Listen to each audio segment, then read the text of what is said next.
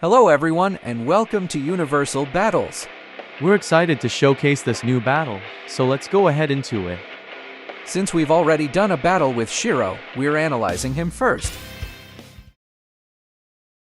After the events of the third Eren movie, Miguel comes to take away Puss for not belonging in this universe. Luckily, Shiro comes and saves Eren from any more damage from him and takes him away to another place. We've already talked about Shiro in the past, and since this is his second time being in a universal battle, you will probably hear a lot of the same stuff we said in the last episode. Since there's no new episodes or movies on Golden Ironman anymore, think of this battle as a send-off to the Golden Ironman series' debut. Don't worry, Shiro will come back after the reboot comes out. Shiro was born as a pirate from his dad Budgie and his mother Valka, who sadly went missing, but found in a scrapped episode. Shiro's mission was to protect the galaxy as a hero alongside Golden Ironman and Puss in Boots. Shiro's first appearance was in Beyond the Multiverse, back when he could only be in his suit for at least 30 minutes. Obviously, we're gonna be using the suit from the latest movies. Shiro has turned evil a few times in the show, and has taken severe damage from Killer, the same guy who can kick Cyborg to the moon with one kick. A rough analysis of this would mean that Cyborg was kicked at a speed of 25,000 miles per hour at Mach 33, and the force Killer probably used according to the scene would be around 200 kilograms. That's faster than a meteor hitting Earth, by the way.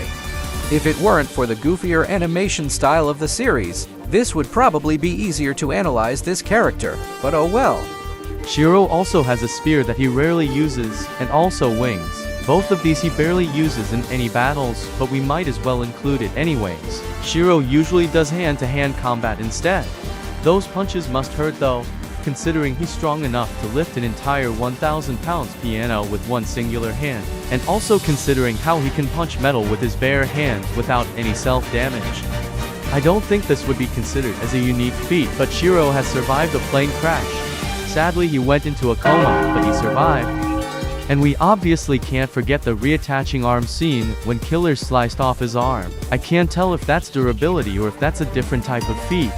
Shiro's main goal was just to protect the universe from collapsing with the help of Golden Ironman and Puss in Boots, but of course, there was a more powerful foe that wanted the opposite.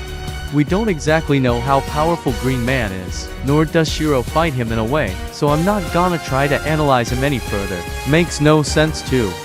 Technically, Shiro can also survive a massive explosion. According to the damage and how big the explosion was, this would probably be a small building level explosion by 100 tons of TNT, and Shiro's durability would have to be building level to survive this.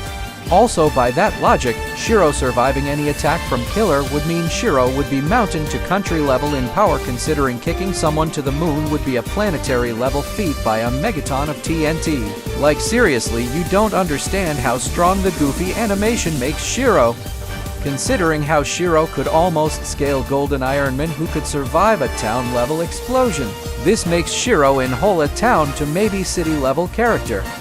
Since most of these scenes are from when he's inside a suit, then we'll go ahead and get a scene from when he's out of suit. From this scene, he gets hit by what it seems as a cannonball the size of his entire body. Obviously, the normal human would die from this, but Shiro survives this, making him in general a small building level tier character. Sadly, Shiro doesn't really do much in Clone Wars for some reason, so we can't bring any other new type of info for him. I guess that's pretty much over for his analysis. Sorry it wasn't as long as intended. Since there's no new content from Golden Ironman, it makes sense in a way. But anyways, time for the next character.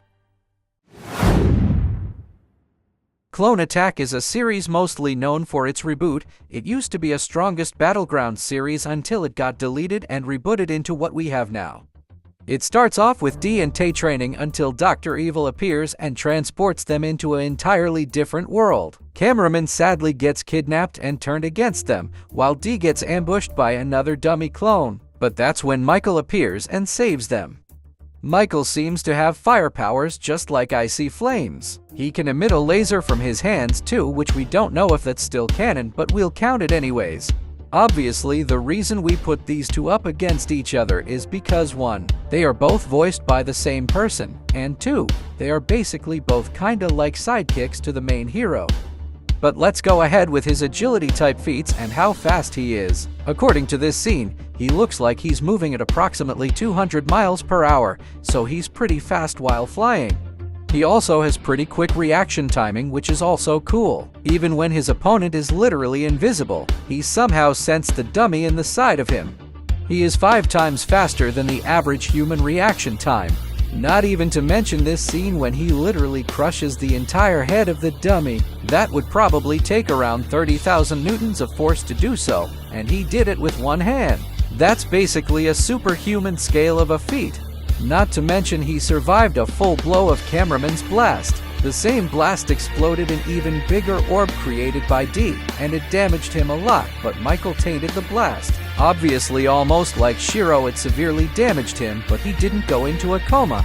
Sure, he could barely stand up, but he still had enough energy to create another fireball. Speaking of fireballs, Mycal can create multiple of them. It even stunned a dummy clone with one single blast. We don't know how strong his fire is exactly, but he can create really strong fire attacks in air. He can also do a sort of fire slash attack, so I'm guessing he has probably had these powers for a while now. There's a theory that Mycal got his powers from this old guy after giving him some spare change. Kinda like how Shazam got his powers. Maybe the old guy is secretly a wizard who gave Mycal his powers. Wouldn't be too crazy of a theory. We also have this scene with all the dummies on fire. There's no damage seen on Mycal, so he probably didn't really have any struggle with fighting the dummies. He can also use fire from his back like a jetpack, which is pretty cool. It's not just from his hands. I think he can emit fire from anywhere of his body. Forgot to mention that he can also control his fireballs and where they go by just pointing to a direction. He can control the movement of any fireball he's created.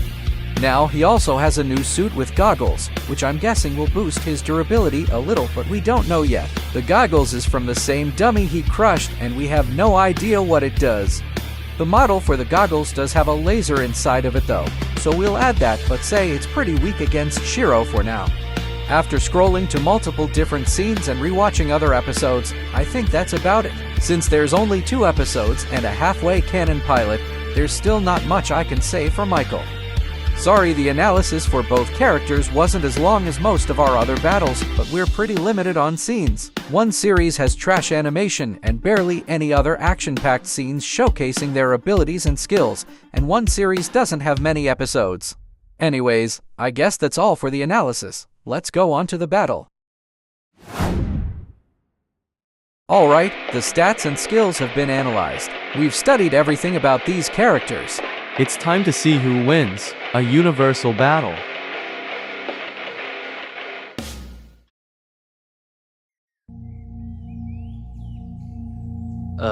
Why are we here again? Because D's fat handle all my pentagons.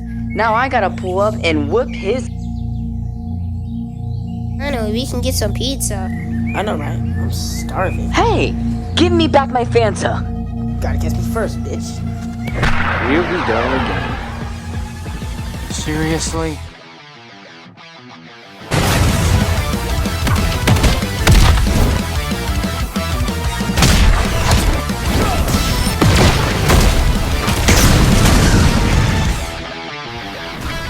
Battle just started. Get up. Bro. Move.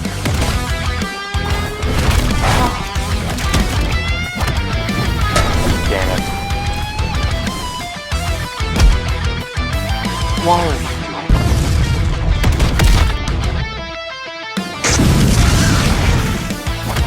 Sorry, man. He's gonna get on my ass about this, so gotta finish what he apparently started. Not this high. I don't want to deal with you anymore. Neither do I. Let go.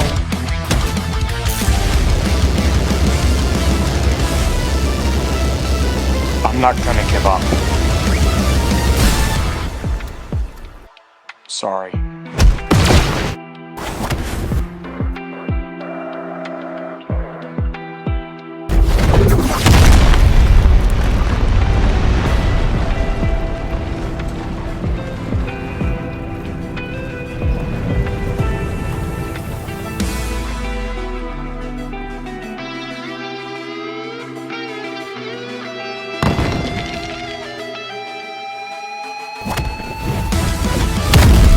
give up. It's no use. I'm ending this.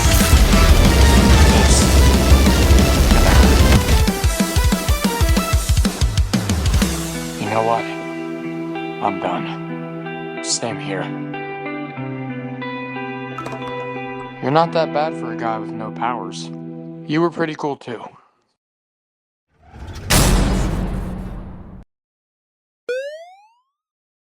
What just happened?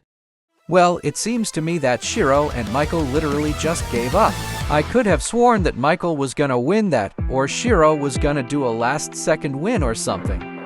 Both were doing extremely good in the battle, and were basically almost equal. Of course Mycal had an edge because of his fire powers, but Shiro could keep up fairly well. Shiro might be very powerful in terms of strength-wise, but Mycal could crush a dummy's skull with his hand. That's way more stronger than Shiro's strength feat.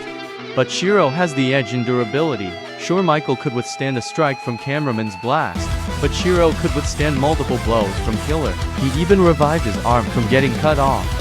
But Mycal had the faster speed. Sure, Shiro has wings, but we never really see him fly with them.